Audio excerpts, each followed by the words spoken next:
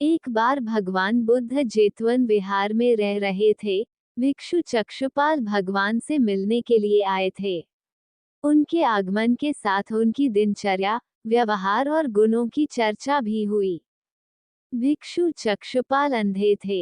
एक दिन विहार के कुछ भिक्षुओं ने कुछ मरे हुए कीड़ों को चक्षुपाल की कुटी के बाहर पाया और उन्होंने चक्षुपाल की निंदा करनी शुरू कर दी कि उन्होंने इन जीवित प्राणियों की हत्या की।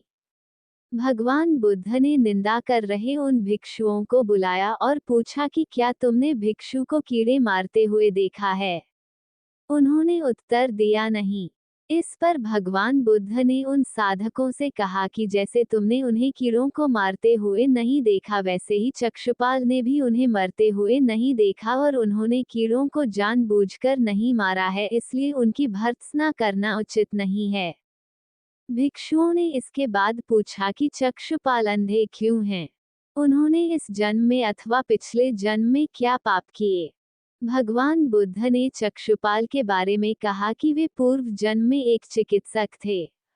एक अंधी स्त्री ने उनसे वादा किया था कि यदि वे उसकी आंखें ठीक कर देंगे तो वह और उसका परिवार उनके दास बन जाएंगे। स्त्री की आंखें ठीक हो गईं, पर उसने दासी बनने के भय से यह मानने से इनकार कर दिया। चिकित्सक को तो पता था कि उस स्त्री की आंखें ठीक हो गई हैं। वह झूठ बोल रही है। उसे सबक सिखाने के लिए या बदला लेने के लिए चक्षुपाल ने दूसरी दवा दी। उस दवा से महिला फिर अंधी हो गई।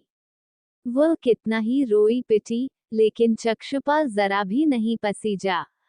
इस पाप के फलस्वरूप अगले जन्म में चिकित्सक को अंधा बनना पड़ा।